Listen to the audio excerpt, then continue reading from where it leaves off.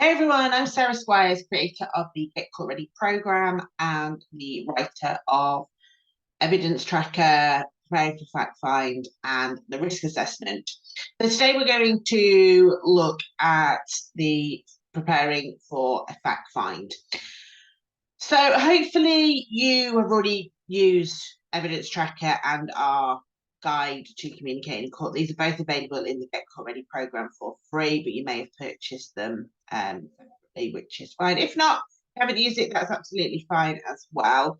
But the reason I do recommend this is one, it gives you tools to communicate outside of the court process. So, the co-parenting, and I use that term very loosely. How do you go about that? How do you communicate with your ex without getting painted as the bad guy, and ensure that one, you don't give your ex any evidence to prove their narrative, but equally you get plenty of evidence to prove your narrative, and that's all key as part of the communication outside of court. So there's some tips in there, but in the writing for court section, you would have been able to create your statement from that. So you would have used that in conjunction with Evidence Tracker. Evidence Tracker is, as you know or have you seen, basically a running record of all of your evidence record, and you can cross-reference it. So when you create your statement, you cross-reference it, you say what it is and what the incident was, and then you can use a category, and that, when we go back into this, is what your headings are. So you choose your main three theories of your case. Your main strongest themes of the case. So Evidence Tracker, you've got all your evidence in here, and as you see, it exposes lies. Cut and paste. If you haven't done that, if you haven't done Evidence Tracker, that's fine. You'll have written a statement. So you can use your statement. So this is page one. And the way with preparing for fact find, I advise clients to stack their evidence. Stack it with the strongest first, and then layer underneath it with the not weaker, but the what that carries less weight within the court environment. So obviously, what I mean by facts, these are the categories that I use along the bottom. So facts. So for me, a fact is a text message, an email, a video, an audio, a report done by a professional who has had engagement with both parties. Something that your ex has actually said and done and has been witnessed by a third party, impartial third party.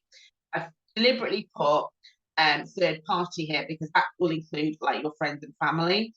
But for facts, so say you've got a Section 7 report and they've stated something, that will be used. So your ex has said something that is quoted in the Section 7, that will be a fact. Something that the CAFCASS officer has said would be in third party. So, and this is where you tie it in with your schedule of allegations. So from your statement, you will have decided, what are we putting for? What are our allegations? So coercive control, parental alienation, emotional abuse, whatever those categories are. If you've used Evidence Tracker, you'll be able to see from the strength of your evidence which one is the best, or which ones, the 3 or the 4 that you put forward. And that's where you get your schedule of allegations from.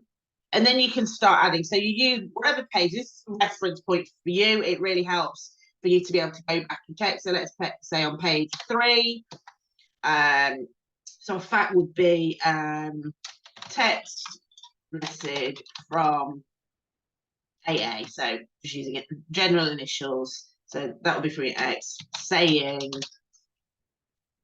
I'm going to ruin you.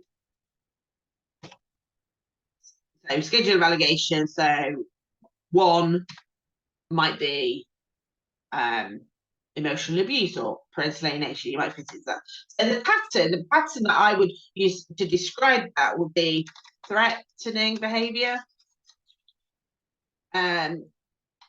So say on page 4, you've got email saying, email from AA saying, if you don't agree to pay X amount, you won't I will take that. I will.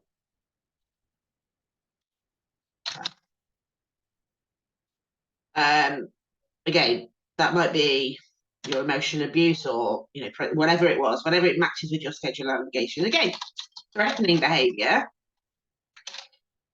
which again we could put as coercive control. So you just build from there. So third party, like I say, would be so say on page 6, your neighbour. This is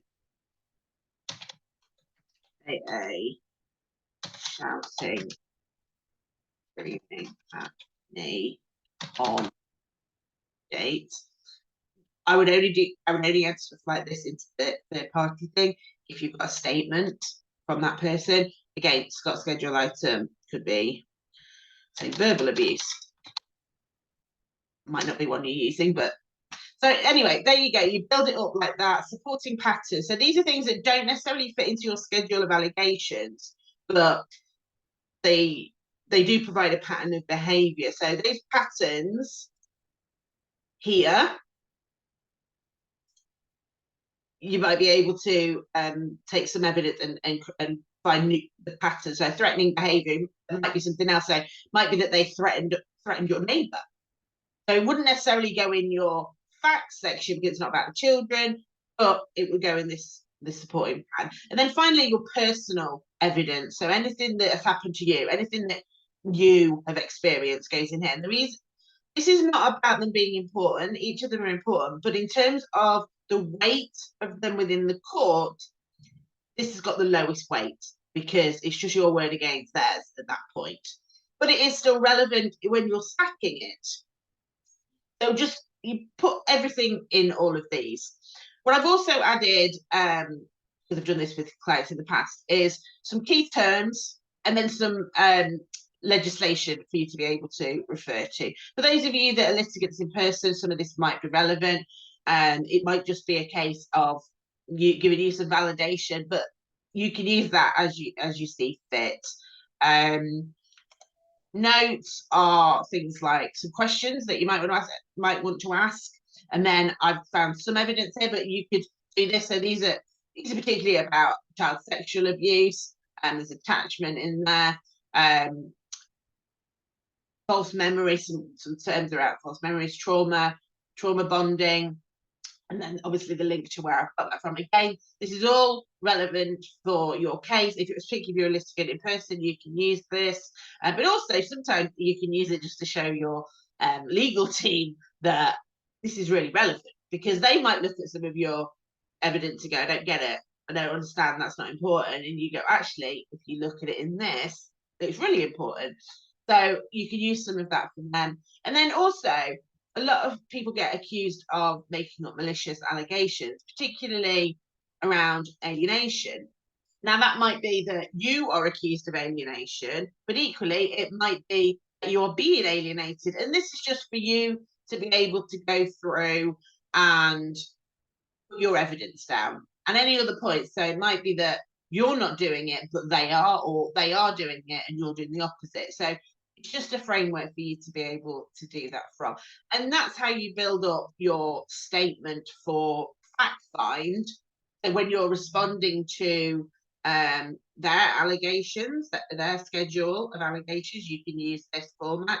But equally for your statement for fact find, it would all fall into this. And like I say, it's in a stacking. So you would use, say, using 3 or 4 main themes, or, in fact finding it would be your schedule of allegations. So under 1, you would be able to put all of that, be more obviously for you, however many of those, in the wrong column, but that would be number 1 as well, or number 2. So you stack them all underneath and keep going with all of them and just pop them under. And that is how you build up a strong fact-finding case. I hope you found that useful. Obviously, if you do want any additional support, do reach out. And thank you very much for your purchase.